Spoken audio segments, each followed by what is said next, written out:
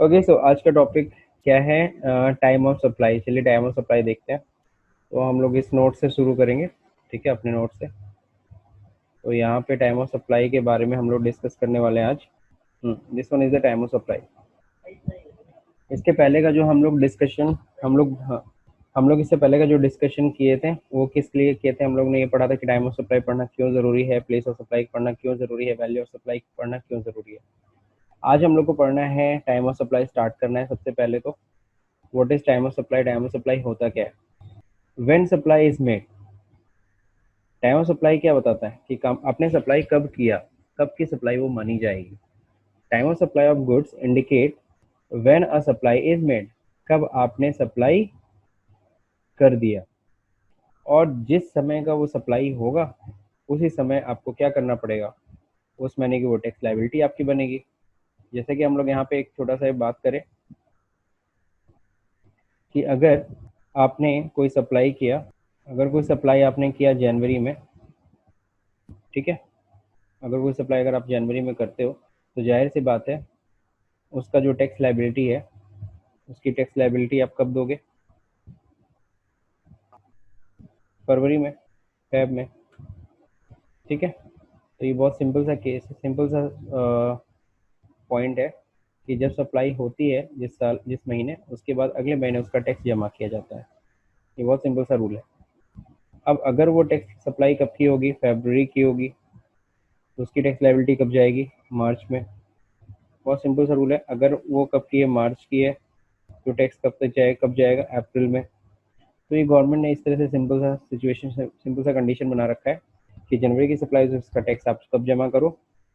फरवरी की, फरवरी में जमा करो। फरवरी की सप्लाई है तो मार्च में, मार्च का है तो अप्रैल में टैक्स जमा करो।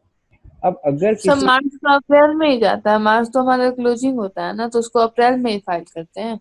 उसका, हाँ जी हाँ, इसमें कोई ऐसा ये नहीं कि मार्च का है तो 31 मार्च को कर दो, ऐसा नहीं है। इनकम टैक्स की तरह इसमें नहीं सिस्टम बनाया गया, जीएसटी का सिंपल से बनाया गया है। ऐसा नहीं कि मार्च का आपको क्या करना है, मार्च में ही करना है, नहीं, मार्च का आप अप्रैल में ही करेंगे, ठीक। यही ओके सर। को थोड़ा अलग कर देता है किससे? पिछले लॉ से। तो जीएसटी का लॉ बड़ा सिंपल सा बनाया गया। अप्रैल का क्या होगा? मई।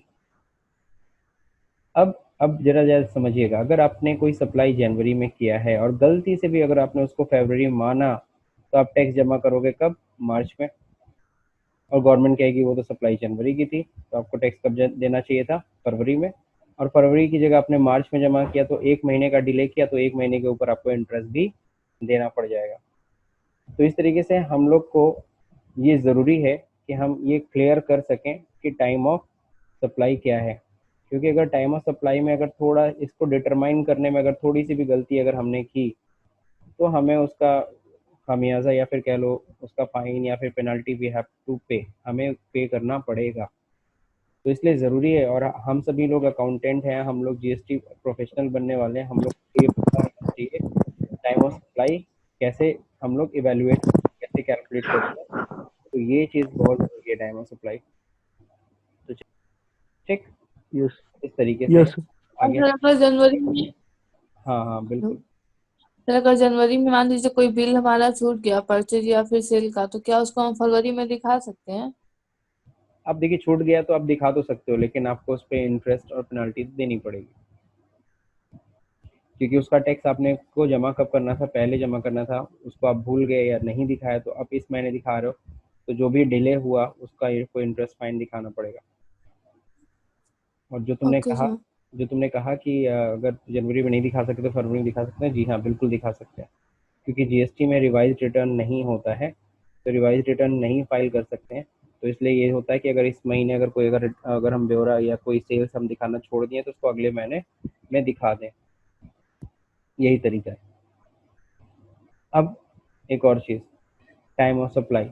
अब इसको यहाँ पे समझते हैं हम लोग टाइम ऑफ सप्लाई को अच्छे से। Time of supply of the goods indicate when supply is made, ये तो क्लियर हो गया। अब क्या दे रखा है? The liability to pay tax on goods shall arise at the time of supply. Liability of pay tax, इसका मतलब समझना कि तुम्हें कब टैक्स देना है। लायबिलिटी तुम्हारी टैक्स पे करने की कब बनी? On the goods shall arise, ये कब अराइज होता है? तब अराइज होता है जब तुम्हारी क्या होती है? टाइम ऑफ सप्लाई होती है। अब टाइम ऑफ सप्लाई कैसे डिटरमाइन करेंगे, तो इसमें नीचे रूल्स दे रखा है। सबसे पहले ए पॉइंट दे रखा है, चलिए इसको देखते हैं। तो जब हम लोग टाइम ऑफ सप्लाई पढ़ रहे हैं, ठीक है, टाइम ऑफ सप्लाई ये हम लोग का टॉपिक है, तो बढ़िया से हम लोग पढ़ेंगे। और टाइम ऑफ सप्लाई जो हम लोग देख रहे हैं, तो इसमें सबसे पहली चीज़ होती है, इसमें पहला पॉइंट ये कहता है कि the liability to pay tax on goods arise on the earliest of the following, जो इनमें से पहले होगा। सबसे पहले कह रखा है क्या, the date of issue of invoice, किस दिन हमने इनवाइस इशू किया। इनवाइस का मतलब सब लोग समझते हो, बिल।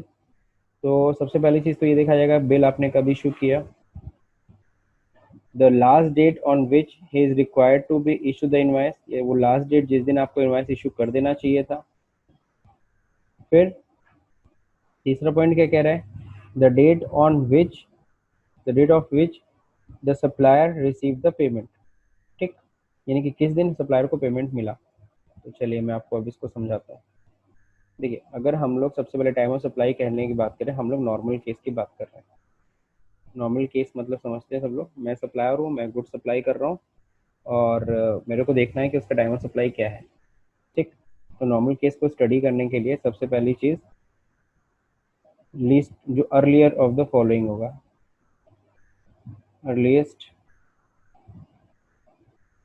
अर्लियर ही लिख देते हैं,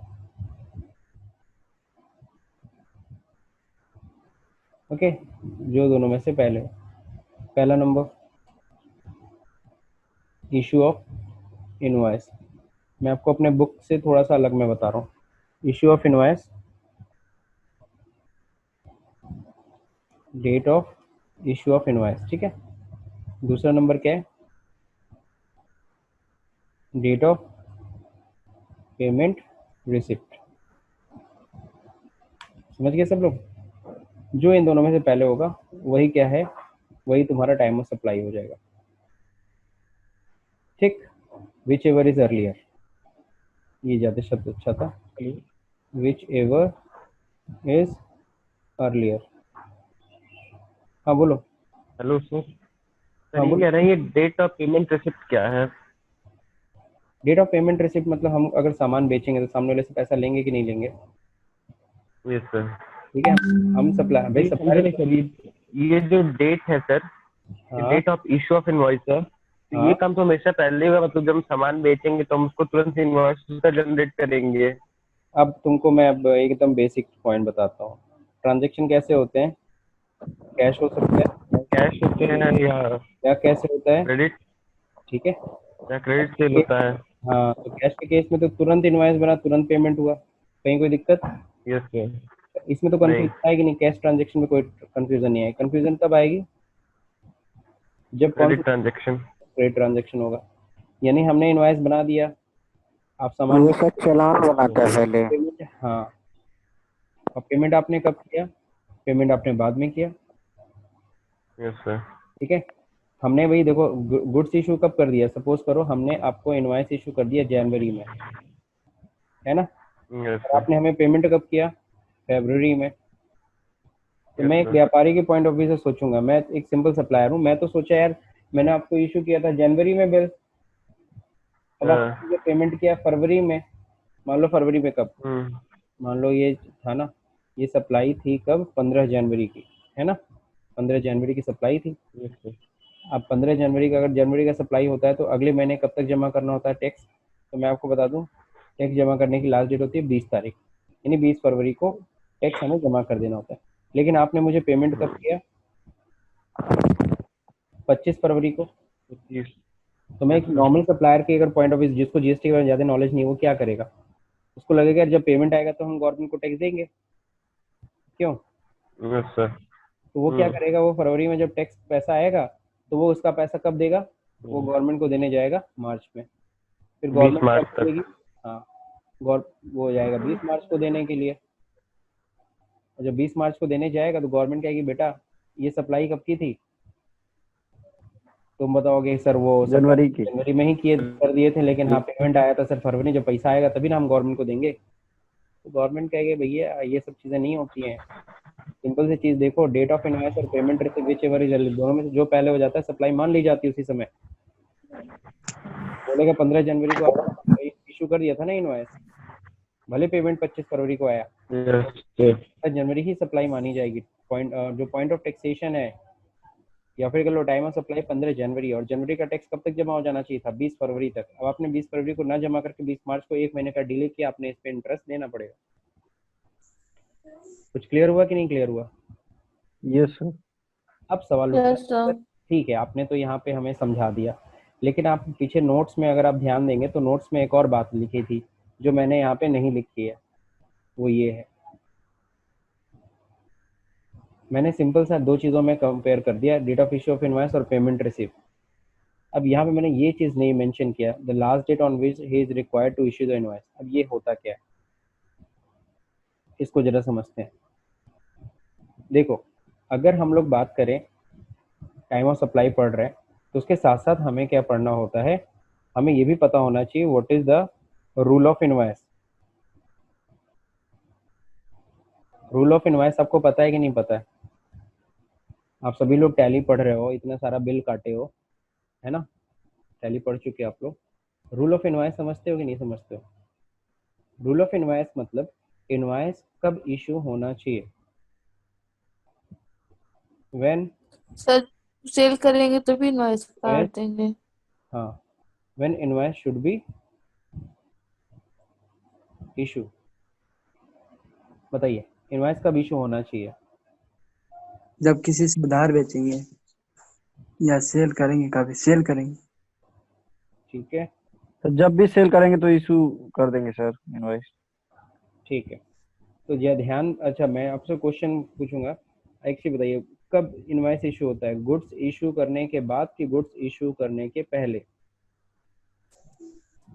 सर जब गुड सब बाद में। सबके पास सामान हमारा पहुंच जाता है तो ऑर्डर होता है, तो नहीं, जब हमारा सामान मतलब उसके पास पहुंच जाता है, मतलब हमने उसको सेल कर दिया होता है फिर।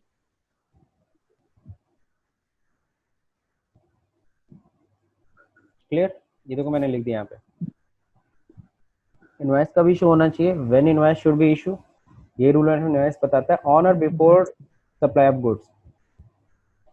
सप्लाई की जगह मैं इशू लिख दूं, ठीक है ना, यानी कि ऑन और बिफोर इशू ऑफ गुड्स, या सप्लाई शब्द ज्यादा सही था, ठीक है, ऑन और before supply of goods issue करते समय। देने से पहले कैसे हम उसके इनवॉइस जनरेट कर देंगे? अच्छा, तो ये मतलब पहले कर सकते हो, बाद में नहीं, यही रूल है। बिल बनाता है, आपने देखा होगा नहीं बहुत सर, मान लीजिए इससे, हाँ बोल, बिल्कुल बिल्कुल, बताइए बताइए।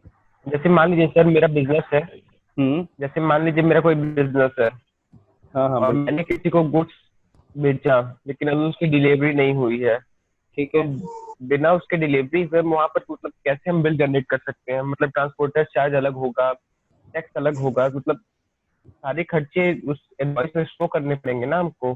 बिल्कुल सही। तो इसीलिए तो मैंने बोला ऑन और before the supply of goods. On या सप्लाई करते समय, सप्लाई करते समय तो पता होगा ना इतना भाड़ा है, इतना ये है, इतना ये है। जब किसी ट्रांसपोर्टर को तुम बुक करते हो तो पता था ना इतना भाड़ा लगेगा, नहीं बताएगा। After the supply of goods आप इनवॉइस इशू कर ही नहीं सकते, यही इनवॉइस का रूल है। इनवॉइस का रूल है ये कि आपको इनवॉइस कब बना देना चाहिए, बिफोर और क्या लिखा, ऑन, ऑन और सप्लाई। Supply of goods. आप सिंपल सा किसी भी दुकान पे आप जाते हो, सामान खरीदते हो, तो वो गुड्स देता है, एक हाथ में बिल, एक हाथ में गुड्स, ऐसे ही कुछ होता है ना।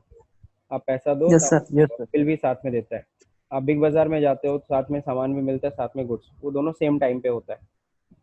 इनवॉइस इशू यानी कि ऑन, यानी कि eight the time of supply वो लोग गुड्स भी इशू कर रहे हैं, साथ ही साथ बिल भी इशू कर रहे हैं। बिफोर सप्लाई ऑफ गुड्स में जैसे आप डोमिनोज जाते हो, डोमिनोज गए हो कभी कि नहीं? डोमिनोज या इस तरह की बहुत सारी स्टोर्स होते हैं, वहाँ जब जाओगे तो आपको पहले बिल इशू हो जाएगा, हो जाता है ना, आप पेमेंट करते हो आपको बिल मिल जाता है, सामान आपको बाद में मिलता है। Yes sir. तो अब बिफोर का केस है, before the supply of goods bill issue हो गया, ठीक है। तो ये देखो, मैं ये नहीं झगड़ा कर रहा हूँ तुमसे कि कब इशू होना, ठीक है, तुम आफ्टर द सप्लाई भी इशू करो, कोई टेंशन नहीं है, लेकिन उसका टाइम क्या माना जाएगा, ऑन और बिफोर। जैसे अगर आपने गुड्स कब इशू किया, गुड्स आपने इशू किया है 10 जनवरी को, है ना, लेकिन आपने बिल कब बना दिया, बिल आप ये आपने 10 जनवरी को मैंने क्या बोला, गुड्स इशू किया, गुड्स सप्लाई किया, ठीक है, लेकिन आपने बिल कब बना दिया, 5 जनवरी को। ये पहला केस मैं आपसे डिस्कस कर रहा हूँ।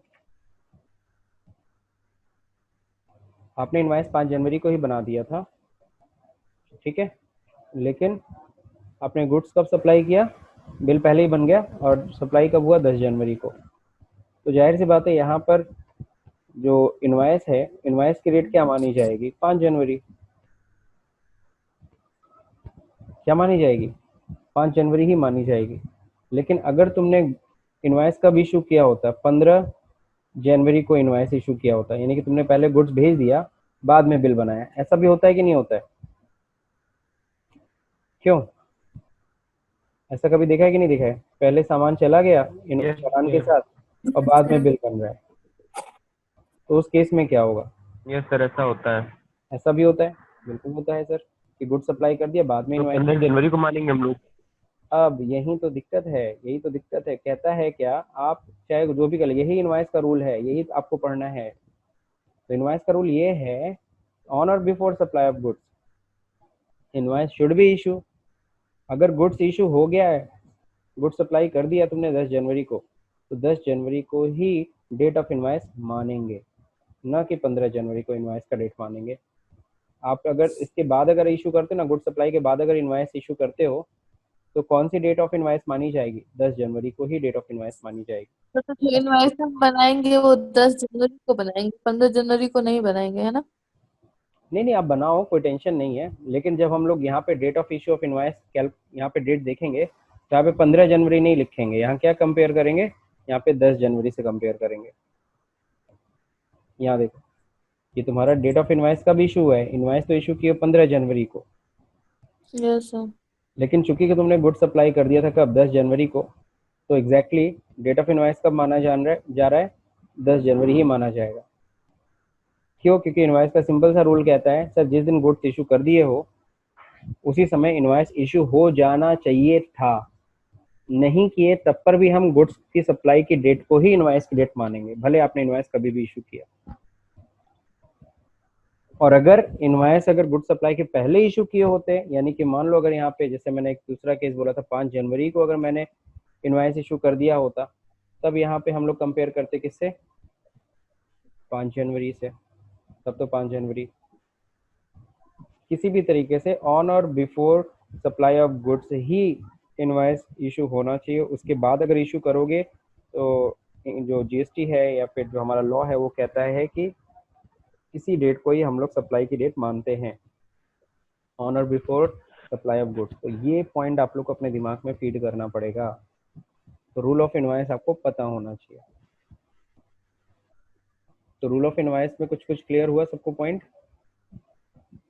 Yes sir. Yes sir. यहाँ पे होता है ना, जैसे एक छोटा सा एग्जांपल मैं आपको देता हूँ, यहाँ पे एग्जांपल खैर नीचे तो दिया ही हुआ है, उसी एग्जांपल को हम लोग स्टडी कर लेंगे, ज़्यादा अच्छा है। अब यहाँ देखो कुछ पॉइंट दे रखा है, with effect from 15 November 2017 no GST on advance received against supply of goods for all assessee, तो ignore point C till further notification, ठीक है। तो अब ये जो है ना, ये एडवांस रिसिप्ट वाला केस है, एडवांस रिसिप्ट वाला केस अभी मैं आपको थोड़ी देर में कवर कर रहा हूँ, पहले नीचे वाला पॉइंट क्लियर कर दो। The last date on which is required to issue the invoice, यहाँ देखो लिखा है कौन सा लास्ट डेट होता है जिस दिन इनवाइस इशू हो जाना चाहिए।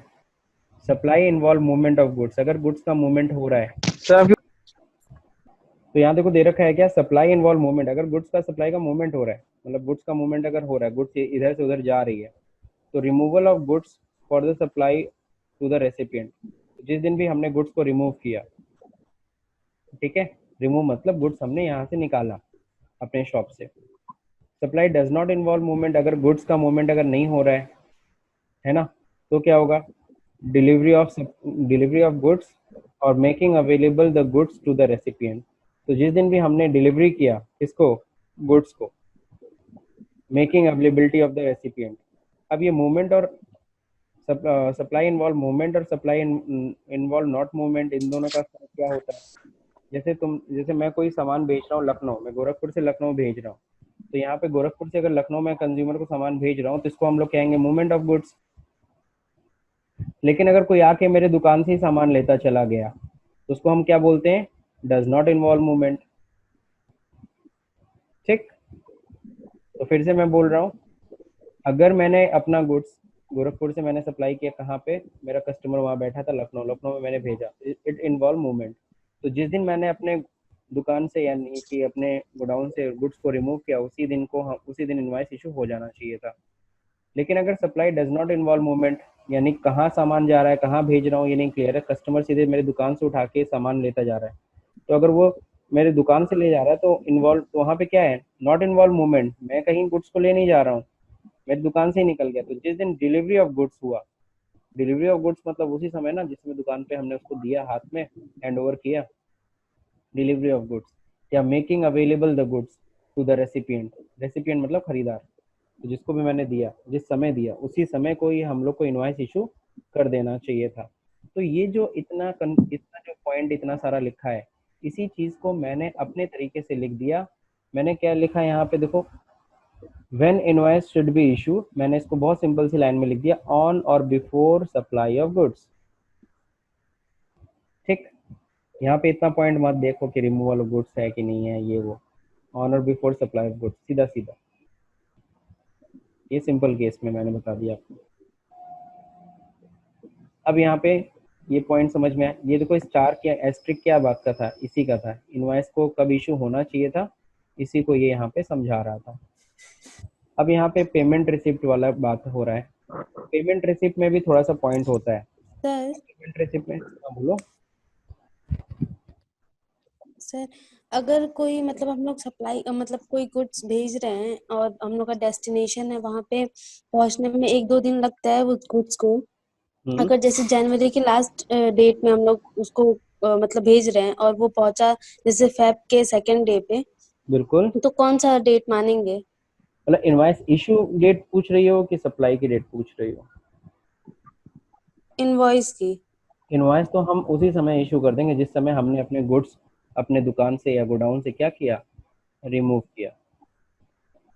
हम तो आज निकाल रहे हैं ना, बिना इनवॉइस के गुड्स इशू नहीं हो सकता। पहली चीज, अगर मेरा ट्रक में सामान जा रहा है ना, ट्रक में गुड्स होना चाहिए, ट्रक में क्या क्या चीजें होनी चाहिए, ट्रक में गुड्स होना चाहिए, ट्रक में उस गुड्स का इनवॉइस होना चाहिए, और आजकल एक नया चीज है सुना होगा, ई वे बिल होना चाहिए। बात समझे? ये मस्ट होना चाहिए, बिना आप इनवॉइस के गुड्स इशू ही नहीं कर सकते। सिर्फ एक केस है तो कि सर जब हम लोग गवर्नमेंट को पे करेंगे तो उसको जैन मानेंगे कि फेब के मतलब उसको मानेंगे? अब देखो यहाँ पे तुमने बोला जनवरी के एंड में तुमने गुड्स को निकाला, तो उसी समय तुमने इनवॉइस इशू कर दिया ना। तो डेट ऑफ इनवॉइस है 10 मान लो 31 जनवरी, और सामने वाले को मिला कब? सामने को मिला 5 फरवरी को, उसने पेमेंट किया आपको 10 फरवरी को, है ना? ऐसा होता है नॉर्मली। तो सिंपल सा date of yes invoice sir. है 31 जनवरी और पेमेंट रिसीव है मान लो 10 फरवरी, विच एवर इज अर्लियर, कौन दोनों में से पहले? तो 31 जनवरी डेट ऑफ इनवॉइस। है ना, तो बिल्कुल सही है। तो सप्लाई कब की मानी जाएगी? वो जनवरी की मानी जाएगी। कब उसको मिल रहा है, कब पेमेंट आ रहा है, इन सबसे कोई लेना देना। तो यहाँ पे सिंपल सा ये फॉर्मूला देखना, जो दोनों में से पहले, डेट ऑफ इनवॉइस और payment receive, which ever is earlier. ठीक, अब क्लियर हुआ अनीशा? Yes sir. अब हम लोग बात करेंगे date of which supplier receive the payment. इसमें देखो क्या पॉइंट आते हैं। इसमें ये होता है कि the date on of which the supplier receive the payment earlier of the following, जो दोनों में से पहले। The date on which payment is recorded in the books of account of the supplier. मैं अपने बुक में कब वो पेमेंट रिसीव दिखा रहा हूँ कि मेरे को पेमेंट कब मिला। दूसरा number, date on which the payment is credited to the supplier's bank account, या जिस दिन भी मेरे खाते में पैसा मिला। समझ रहे हो कि नहीं समझ रहे हो? अगर मेरे को सामने वाले पार्टी से कैश मिल रहा है, बात जरा समझिएगा, सामने वाला पार्टी अगर हमें कैश दे रहा है, ठीक है, और उसको मैं कहता हूँ कि अब मान लो उसने कैश कब दिया मेरे को, 5 तारीख को, मैं कहता हूँ यार कल आके रिसीट ले जाइएगा। बात समझे कि नहीं समझे? तो मैं यहाँ पे उसे टहला सकता हूँ कि चलो ठीक है आप पेमेंट आज कर दिए। हालांकि जो सामने वाला जो पेमेंट करता है ना तुरंत रसीद लेता है, लेकिन कभी कभी ऐसा हो भी सकता है कि हम आपको, आपने पेमेंट किया 31 जनवरी को, हम उसको कर रहे हैं कि आप 1 फरवरी को ले लेना रिसिप्ट। ऐसा भी हो सकता है, कैश के पॉइंट में तो कर सकते हो। लेकिन अगर जो ऑनलाइन पेमेंट हो रहा है, सामने वाला ऑनलाइन पेमेंट कर रहा है या फिर पेटीएम से पेमेंट कर रहा है या फिर बैंक ऑनलाइन जो भी है ट्रांसफर कर रहा है, तो उस केस में तो भैया जिस दिन तुम्हारे खाते में क्रेडिट हुआ, मेरे खाते में क्रेडिट हुआ कल, लेकिन मैं आपको रिसिप्ट दे रहा हूँ आज, तो कौन दोनों में से पहले? फॉलोइंग का मतलब क्या है यहाँ पे कि the date of which payment is recorded in the books of accounts. मैं जब भी सामने वाला पेमेंट करता है, मैं तुरंत उसको रिसिप्ट इशू करूंगा, तो तुरंत यानी कि अपने बुक में रिकॉर्ड कर रहा हूँ। जिस दिन वाउचर बनता है उसी समय उसका रिकॉर्डिंग भी होता है। वाउचर 3 तारीख की, तो 3 ही तारीख में रिकॉर्ड हो रहा है यानी। अब क्रेडिट की बात करते हैं, जिस दिन खाते में पैसा आया, कई बार होता है मेरा कस्टमर क्या होता है, मेरे खाते में पैसा दे देता है बट मुझे पता नहीं चलता है। वो चेक जाके जमा कर दिया मेरे खाते में, वो चेक कब जमा कर दिया? जनवरी में ही। लेकिन मैंने ध्यान नहीं दिया, 31 तारीख को, जब 31 जनवरी को मैंने स्टेटमेंट निकलवाया, या फरवरी में, मैं मान लो 1 फरवरी को मैं स्टेटमेंट निकलवाता हूँ, और 1 फरवरी को मेरे को पता चलता है कि यार पार्टी ने तो मेरे को 25 जनवरी को ही पेमेंट कर दिया, तो बताइए। मैं एक बार फिर से बोल रहा हूँ आपको, पेमेंट रिसिप्ट वाला केस। मैं 1 फरवरी को क्या कर रहा हूँ, अपना स्टेटमेंट निकलवाया, बैंक स्टेटमेंट मैंने देखा, है ना। 1 फरवरी को जब मैं बैंक स्टेटमेंट अपना चेक कर रहा हूँ, मैं पूरे जनवरी मंथ का मैंने स्टेटमेंट निकलवा लिया, तो मेरे को पता चला एक पार्टी ने 25 जनवरी को ही मेरे को क्या दे दिया था, मेरे खाते में पैसा आ गया था, रिसिप्ट पेमेंट। मेरे को 25 जनवरी को पैसा कोई मिला है, receipt payment from a customer ने मेरे खाते में पैसा जमा कर दिया, मेरे को बताया नहीं था उसने। अब क्या है कि मेरे को जब 1 फरवरी को जब मेरे को पता चला, तो मैं बताओ अपने बुक्स में, यानी जर्नल एंट्री सबने पढ़ा हुआ है, मैं जर्नल एंट्री जब करूंगा तो डेट क्या कौन सी डालूंगा? तो 25। 25 जैन करेंगे। अच्छा, 25 जनवरी। 1 तारीख। स्टेटमेंट हम कभी भी निकाले, लेकिन उसमें जो डेट होगी बैंक स्टेटमेंट पे, वही तो हम करेंगे ना। अरे मूर्खों, सही। तुम लोग को जर्नल एंट्री तुम लोग भूल गए दोस्तों। जर्नल एंट्री जो हम लोग करते हैं, जर्नल एंट्री क्या कहती है? क्या कभी हम बैक डेट में एंट्री कर सकते हैं? अगर आज नहीं। अगर हम बैंक स्टेटमेंट निकाल रहे हैं, ठीक है, तो हमें पता चला कि 25 जनवरी को किसी कस्टमर, तो हम बैक डेट में एंट्री कर लेंगे जर्नल एंट्री। जल्दी बताओ जरा दोस्तों। हम नहीं सर, एंट्री करेंगे नहीं हम सर। एंट्री की ही प्रेजेंट नहीं डे। होगी। हाँ, अगर हमने 1 फरवरी तक की एंट्री नहीं करी होगी तो फिर तो कर ही सकते हैं ना। क्या अगर हमने 1 फरवरी तक एंट्री कर ली है तो फिर नहीं कर सकते हैं ना। और क्या मतलब 25 जनवरी के बाद कोई ट्रांजेक्शन ही नहीं हुआ होगा तुम्हारे यहाँ? सर तो रिसिप्ट वाला तो नहीं हुआ होगा ना। जब सस्पेंस अकाउंट ओपन कर देंगे, क्या चीज? सस्पेंस अकाउंट ओपन कर देंगे वहां पे। सस्पेंस नहीं, हमें तो भाई देखो, पार्टी ने 25 तारीख को क्रिएट किया बट बैंक स्टेटमेंट निकाला नहीं था, बैंक से कोई मैसेज नहीं आया, जो भी है। फिर फाइनली हम उसे नहीं दिखा पाए थे ना 25 जनवरी को। और वो 1 फरवरी हमारे जब नोटिस उसमें ड्यू किए रहेगा। होंगे ना। हेलो। हमारे जब नोटिस में आया, जैसे अभी हम हाँ सर। हमारे जब नोटिस में आया तब हम तो सर कर रहे हैं। हम जो वो उसको जब हम पैसा, मतलब कोई हम उसको गुड्स बेचे होंगे तो हम उसको ड्यू किए होंगे, उसको डेबिट किए होंगे तब। ठीक है। तो उसको क्रेडिट करके, तो उसको क्रेडिट करके वहां पर बैंक अकाउंट को डेबिट कर देंगे। चलो ठीक है, तुम लोग की बात हम समझ रहे हैं। तो यहाँ पे तुम सिंपल सी एक चीज मेरे को बताओ, यहाँ पे है क्या? हमने रिकॉर्ड किया। रिसिप्ट ऑफ पेमेंट में तो पहले एंट्री हो सकती है, बस बिल ऑफ इनवॉइस जो हम लोग बनाते हैं, जो सेल हम लोग करते हैं, वो आगे पीछे नहीं कर सकते हैं ना। लेकिन रिसिप्ट ऑफ पेमेंट तो हम लोग कर सकते हैं ना पीछे वाली डेट पे। कोई भी ट्रांजेक्शन जर्नल एंट्री में हम पीछे डेट में नहीं करते हैं।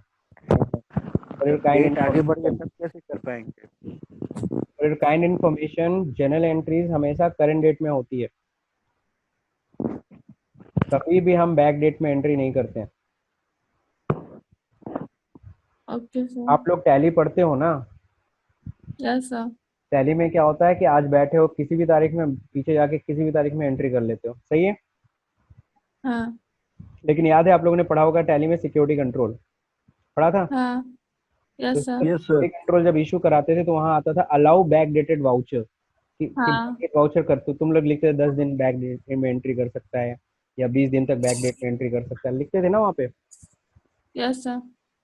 सर जी जब यस आप सर। कहीं टैली में काम करेंगे, किसी भी सॉफ्टवेयर पे काम करेंगे, आप एक दिन पीछे जाके एंट्री नहीं कर ही नहीं सकते। आज अगर 19 तारीख, आज 19 तारीख है ना, मैं अगर कोई एंट्री करना चाहूंगा 18 जनवरी 18 जून में नहीं कर सकता, लॉक रहता है। आप 19 तारीख करंट डेट में एंट्री है, यस बहुत सर। से आपके इसमें से बहुत से स्टूडेंट होंगे जो सैप पढ़े हुए हैं, या कोई है क्या इसमें जो सैप पढ़ा है या सैप को थोड़ा मोड़ा जानता है। सैप की मैं सैप की भी ट्रेनिंग देता हूँ। तो उसकी स्टेप क्या करें 1 फरवरी को ही बैंक फिर डेट में एंट्री अपना होगी उसका नहीं। रिसिप्ट करनी। हाँ तो देखो ध्यान से, मैं यही चीज समझाना चाह रहा हूँ, हम लोग सिर्फ और सिर्फ इस पॉइंट को अभी ध्यान दे रहे हैं, कौन सा, डेट ऑफ पेमेंट रिसिप्ट। तो यहाँ पे हुआ क्या है जरा ध्यान से देखना, ये मैं हटा दे रहा हूँ। 25 तारीख को कस्टमर ने मेरे खाते में पैसे ट्रांसफर कर दिए थे, मेरे को रिसिप्ट हो गई थी, मेरे बैंक में आ गया था पैसा 25 तारीख को। रिसीव फ्रॉम क्या है, from a customer, receive payment from a customer in my bank, है ना। हालांकि मैंने जनरल एंट्री रिकॉर्ड कब किया, 1 जनवरी 1 फरवरी को। 1 फरवरी को क्यों रिकॉर्ड किया, क्योंकि 1 फरवरी को मैंने बैंक स्टेटमेंट चेक किया, मुझे पता चला कि यार इस कस्टमर से पैसा आ गया, तो मैंने 1 फरवरी को रिकॉर्ड किया। अब बताओ मेरे को पेमेंट रिसिप्ट की डेट कब माननी चाहिए, 25 जनवरी को कि 1 फरवरी को।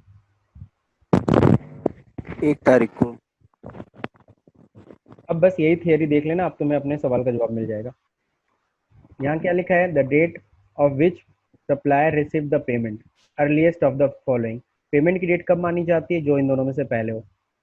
Date on which the payment is recorded in the books of account, जिस दिन तुमने बुक्स ऑफ अकाउंट यानी जनरल एंट्री तुमने मेंटेन की, जनरल एंट्री में रिकॉर्ड की। दूसरा number, the date on which the payment is credited to the bank account, या जिस दिन मेरे बैंक अकाउंट में पैसा आया। इन दोनों डेट में से जो पहले होगा उसी को पेमेंट रिसिप्ट की डेट माना जाएगा। यानी 25। लेकिन सर एक चीज है, हेलो।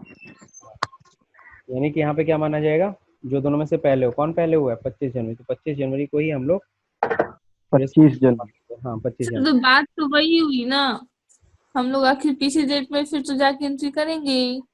हाँ आप तो कभी भी एंट्री करिए सर, खाते में अगर पैसा 25 तारीख पहले आ गया तो उसी को डेट ऑफ रिसिप्ट माना जाएगा बस। तो ये कोई बहुत बड़ी बात नहीं है, तो सबको अंडरस्टूड है यार, अंडरस्टूड है, जिस दिन मेरे खाते में पैसा आया उसी दिन को रिसिप्ट डेट मानते हैं। तो भाई बात तो सर हो रही है, तो जब पैसा 25 को आया तो हम 1 फरवरी को एंट्री कर रहे हैं, तो फिर तो पिछले डेट में जाके करें ही, तो फिर तो कर तो सकते ही हैं हम लोग पिछले जाके डेट में। नहीं मैम, रिकॉर्डिंग आपकी 1 ही फरवरी की होगी, लेकिन आपका वो डेट ऑफ पेमेंट भी जाहिर सी बात है, वो डेट ऑफ पेमेंट माना कब जाएगा, पेमेंट रिसिप्ट माना कब जाएगा, एज पर जीएसटी लॉ। ये जीएसटी लॉ हम लोग पढ़ रहे हैं, जीएसटी लॉ यही कहता यस है। सर। आपने रिकॉर्डिंग चाहे किसी दिन भी दिया, अपने बैंक अकाउंट में किस दिन मिला, आपको वो डेट देखना है, जो दोनों में से पहले है आपको उसको पेमेंट रिसिप्ट की डेट माननी है। ये जीएसटी लॉ के अनुसार है, ठीक है। आपने अकाउंटिंग तो आपने कब की है, 1 फरवरी में ही की है, कोई टेंशन नहीं है। अब एक और चीज़, अगर किसी से कैश मिलता है, कैश पे के समय में तो आप इधर उधर टहला सकते हो, आज का पेमेंट कल दिखा सकते हो। अगर किसी से पेमेंट रिसीव हो रहा है किस में, कैश, तो ये वाला पॉइंट तो आएगा ही नहीं ना, ये पॉइंट तो गायब हो गया। कौन सा पॉइंट गायब हो गया, ये सेकंड वाला कि बैंक अकाउंट में पैसा ही नहीं आया, हमें कैश मिला है। तो कैश मिला है तो उस केस में तो आप आराम से छुपा सकते हो, इसीलिए कहा जाता है ना कैश ट्रांजेक्शन कम करिए। गवर्नमेंट भी कोशिश करती है कि कैश ट्रांजेक्शन कम हो। अब कैश आपको मिला है, मान लीजिए ये कैश रिसिप्ट आपने की हुई है ना, 25 जनवरी को, लेकिन आप क्या करते हो, इसको बुक में रिकॉर्ड करते हो या वाउचर इशू करते हो ना, रिसिप्ट रिसिप्ट इशू करोगे ना, कस्टमर को तुम रिसिप्ट इशू करते हो कब, 1 फरवरी को। तो बताओ ट्रांजेक्शन भाई उस समय क्या माना जाएगा, उसमें तुम आराम से गवर्नमेंट से छुपा सकते हो और दिखा सकते हो कि 1 फरवरी को पैसा आया, और तुम 1 तारीख को एंट्री भी करोगे फिर। हालांकि कस्टमर इतना बेवकूफ़ नहीं हो जो पैसा देगा तो बोलेगा तुरंत हमको रिसिप्ट दो, लेकिन कभी कभी कहीं कहीं होता है कि पैसा ठीक है आज दे दीजिए, हम आपको कल या परसों आपको रसीद दे ला के दे देंगे, ऐसा भी होता है कि नहीं होता सुरभि। Yes sir. तो कैश पेमेंट के केस में तो छुपाया जा सकता है, बहुत कम केस। लेकिन बैंक के केस में जब बैंक में पैसा आ गया, आप भले बाद में उसको रिकॉर्ड करके दिखाओ, कोई टेंशन नहीं है। जीएसटी कहती है जिस दिन खाते में पैसा आया उसी दिन को मानेंगे रिसिप्ट डेट। ठीक, तो काफी डिस्कशन कर लिया हम यस लोग ने, सर। काफी डिस्कशन कर दिया। ये हम लोग नॉर्मल केस की बात कर रहे थे। नॉर्मल केस में सिंपल सा which ever is earlier date of issue of invoice और date of payment receipt. Date of issue of invoice में हमने ये पॉइंट देख लिया कि सर इनवाइस कब इशू, मान लीजिए अगर किसी डेट इशू हुआ ही नहीं है, इनवाइस इशू किया ही नहीं है, गुड्स आपने इशू कर दिया है और इनवाइस आप इशू ही नहीं कर रहे हो, तो भैया सिंपल सी चीज़ है, जिस दिन अपने गुड्स इशू किया था उसी दिन को इनवाइस की डेट मान लिया जाएगा। पेमेंट रिसिप्ट भी हमने समझ लिया, जिस दिन हमें पेमेंट मिला, which ever is earlier date of issue of invoice और date of payment receipt which ever is earlier, उसी को हम लोग टाइम ऑफ सप्लाई मानते हैं। अब आते हैं थोड़ा एग्जाम्पल पे, एग्जाम्पल स्टडी करेंगे तब ज़्यादा और मज़ा आएगा। यहाँ देखो एग्जाम्पल क्या दिया है, केस नंबर 1। पहले मैं हेडिंग आपको समझा देता हूँ। Case number 1, removal of goods. ठीक है, sorry, removal of goods. Goods कब आपने रिमूव किया? इशू ऑफ इनवाइस, कब आपने इनवाइस इशू किया? Payment entered in the books of accounts, books of accounts में कब पेमेंट आपने रिसिप्ट दिखाई? Payment credited into bank account, कब मेरे बैंक में पैसा आया? टाइम ऑफ सप्लाई क्या माना जाएगा? डिटरमाइन द, और किस फैक्टर पे आपने डिसाइड किया? चलिए सबसे पहला केस, गुड्स हमने कब रिमूव किया? 1 नवंबर को। इनवाइस भी इशू कब किया? उसी दिन, यानी जिस दिन हमने गुड्स रिमूव किया उसी दिन हमने इनवाइस इशू कर दिया, तो बहुत अच्छी बात है। तो इनवाइस, डेट ऑफ इनवाइस तो आपको क्लियर हो गया, 1 नवंबर है। Payment enter to the books of account, अपने अकाउंट में अपने बुक में कब रिकॉर्ड किया? 1 नवंबर को, है ना। हालांकि जरा देखो, पेमेंट क्रेडिट कब हुआ मेरे खाते में? 3 तारीख को। कई बार होता है ना, सामने वाला पैसा देता, चेक, चेक तो दे दिया मेरे को, लेकिन मैंने चेक जमा किया 2 दिन बाद, 3 दिन बाद, तो मेरे खाते में तो बाद में आएगा ना। तो उस केस में कहता है जिस दिन रिकॉर्ड कर लिया उसी दिन को मान लेंगे, यानी कि जिस दिन आपने चेक सामने वाले से लिया होगा उसी समय आपने रिकॉर्ड कर लिया होगा कि भैया आप क्या, bank account debit to party, तो जिस दिन रिकॉर्ड कर लिया। तो अब देखिए यहाँ पे पेमेंट रिसिप्ट क्या है, क्या डेट मानी जाएगी? 1 नवंबर को कि 3 नवंबर को? जाहिर सी बात है 1 नवंबर को माना जाएगा।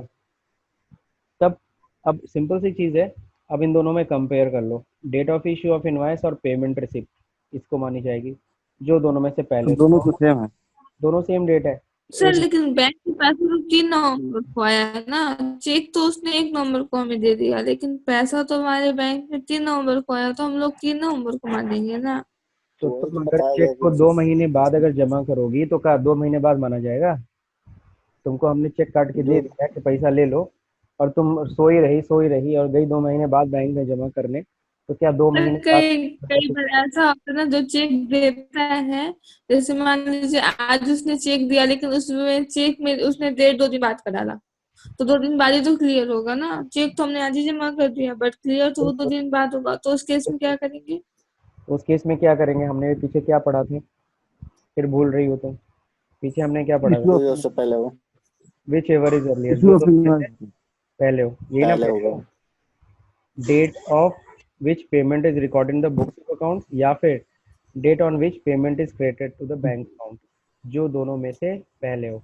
तो बुक्स में तो रिकॉर्ड कर लिए थे ना, जिस दिन तुमने यस चेक सर। किया उसी दिन बुक्स में रिकॉर्ड कर लिया था ना। जो कि लिखा है payment entered in the books of account, आपने 1 नवंबर को नोट कर लिया, भले आपके खाते में पैसा 3 नवंबर को आया। इन दोनों में से जो पहले होगा उसी को पेमेंट डेट मानेंगे। तो पेमेंट डेट 1 नवंबर को, इनवॉइस इशू 1 नवंबर को, जो दोनों में से पहले हो। तो यहाँ पे जो दोनों में से पहले, तो पहले कौन? 1 नवंबर ही है भाई, तो 1 नवंबर को ये एक टाइम नवंबर मान लिया जाएगा। Yes sir. ठीक है, और डिटरमाइनिंग यस सर। फैक्टर क्या है? Date of issue of invoice. चलिए ठीक है। अब अगले केस थोड़ा सा इन्होंने चेंजेस किया है, अब बोलिए।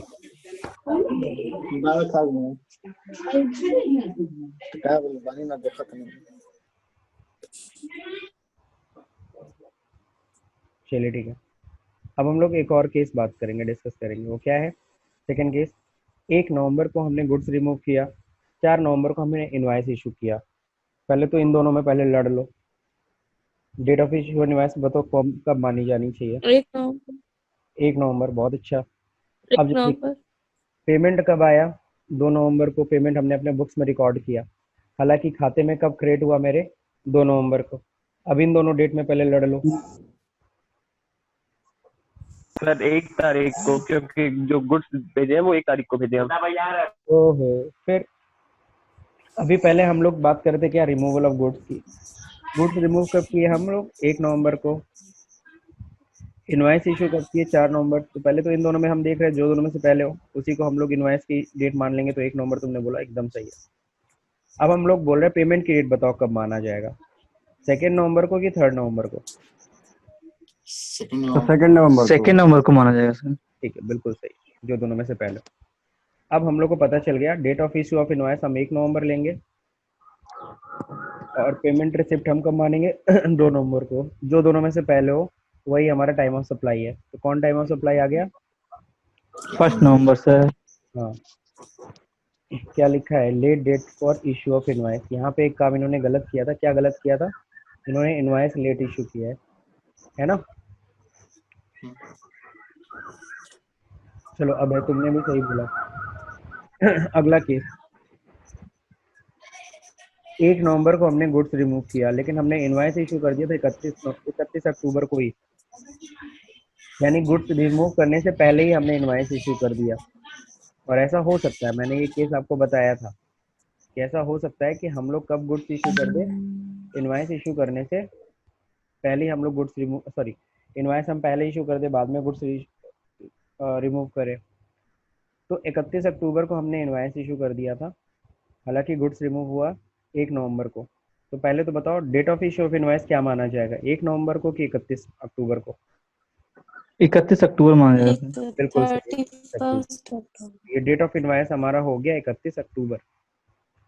अब पेमेंट हमने अपने बुक में कब रिकॉर्ड किया? 29 अक्टूबर को, है ना?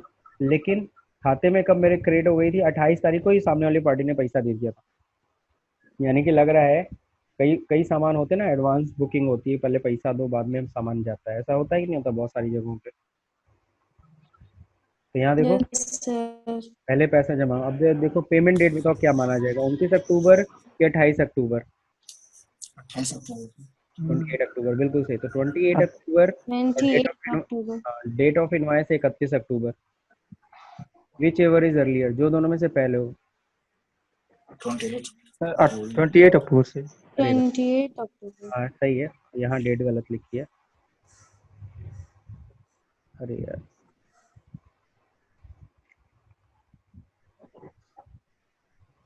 ठीक है। तो यहाँ पे क्या होगा? 28 अक्टूबर। तो 28 अक्टूबर को ही हम लोग क्या मानेंगे? टाइम ऑफ सप्लाई मानेंगे। ये चीज ध्यान रखिएगा। सर डेट ऑफ, काफी केस में होता है इनवाइस पहले बन जाता है, गुड्स बाद में रिमूव होती है।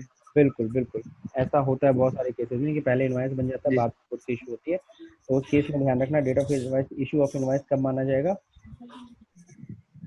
जिस दिन हमने इनवाइस इशू कर दिया। तो यही, इसीलिए तो मैंने आपको यहाँ पे जब थ्योरी आपको समझा रहा था, मैंने अपने तरीके से जो लैंग्वेज में समझाया था वो क्या समझाया था? ऑन और बिफोर सप्लाई ऑफ गुड्स, है ना? यही होता है, यही इनवाइस का रूल है। ये एग्जांपल हम लोग ने स्टडी कर लिया।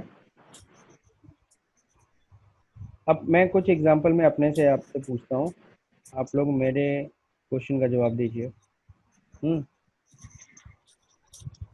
तो मेरा कुछ क्वेश्चन ऐसा है, तो ध्यान से देखिएगा। फर्स्ट क्वेश्चन, ठीक।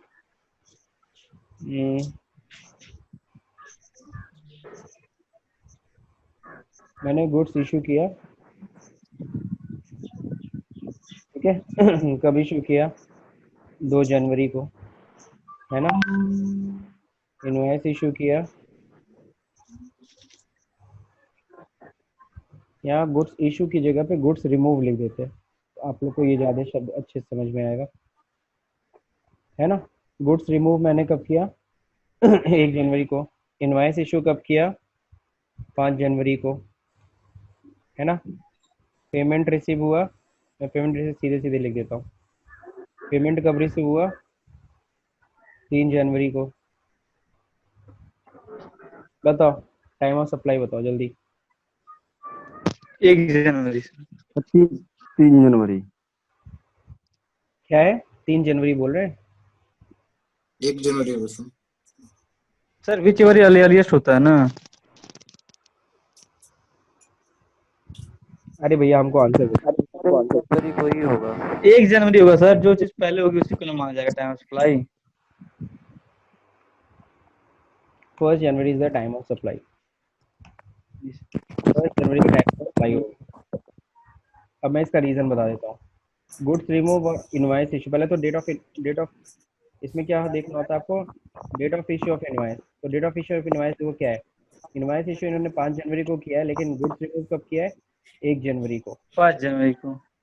1 जनवरी ना, हाँ 1 जनवरी। 1 जनवरी को इन्होंने गुड्स रिमूव कर दिया है और इनवॉइस इशू किया 5 जनवरी को।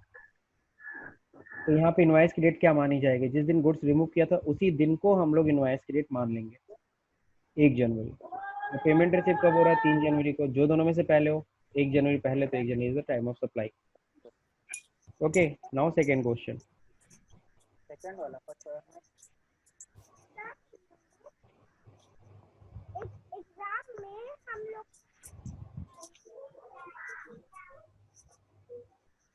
अब जो देखिए यहाँ पे गुड्स रिमूव किया हमने,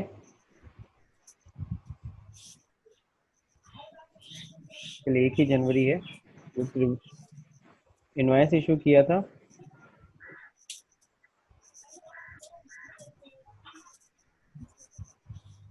30 दिसंबर, है ना। 30 दिसंबर को हमने इनवॉइस इशू किया और पेमेंट रिसीव कब हुआ,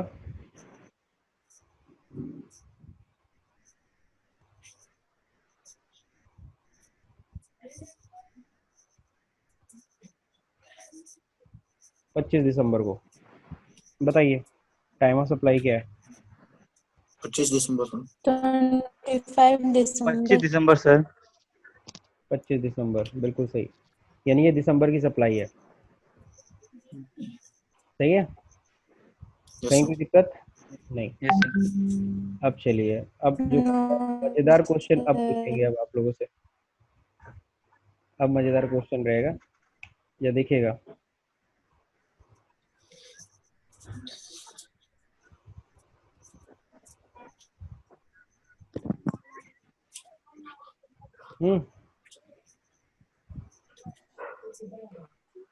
अब बताओ टाइम ऑफ सप्लाई क्या होगा?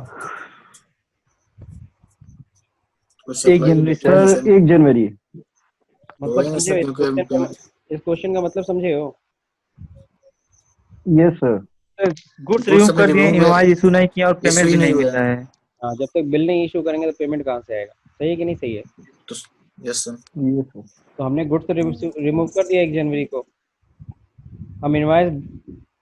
हम इनवाइस इशू करना क्या है, भूल गए, बाकी फॉरगॉट, भूल गए। तो सामने वाला पेमेंट भी नहीं रिसीव हुआ, यानी पेमेंट वाला सामने वाला पेमेंट भी नहीं किया, ठीक वो है भी ना, फॉरगॉट। वो भी फॉरगॉट लिख देता हूँ, यस सर। पेमेंट भी फॉरगॉट हो गया। चलो अब बताओ क्या होगा। तो जाहिर सी बात है, जिस दिन गुड्स रिमूव हुआ था उसी दिन को इनवाइस डेट मान लेंगे। पेमेंट रिसीव डेट भले ना हो, इनवाइस का डेट तो हमें मिल गया ना, तो इसी को हम लोग क्या मान यस लेंगे, sir. Time of supply. Supply. ऐसा भी देखने को मिलता है कई बार। तो जनवरी की सप्लाई भैया आप उस पर टैक्स दे दीजिए, गवर्नमेंट बहुत चालू है।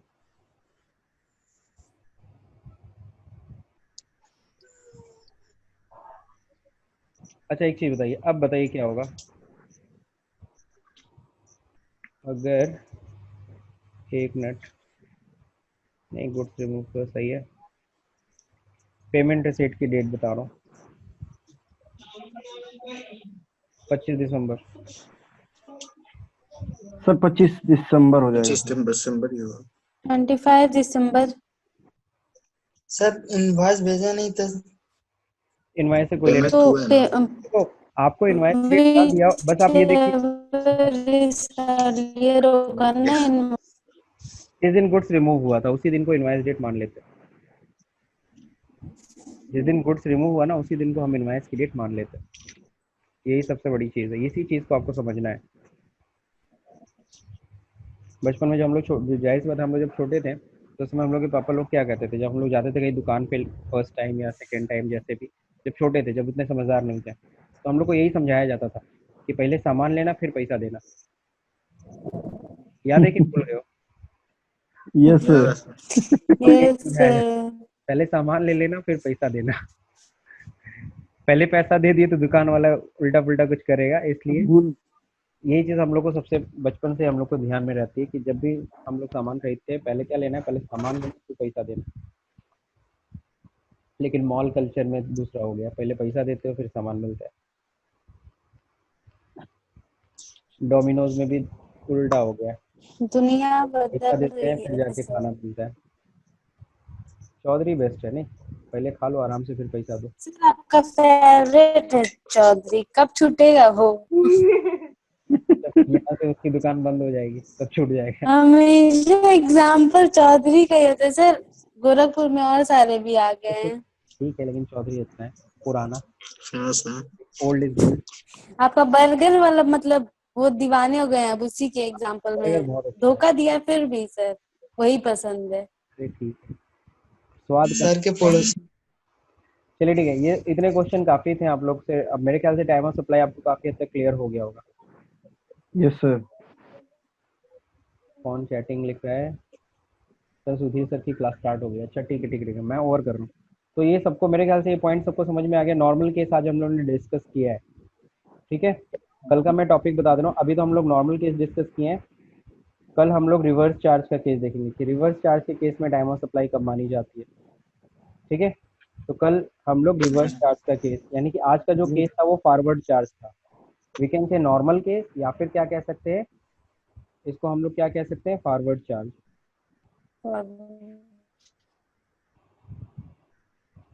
Forward charge.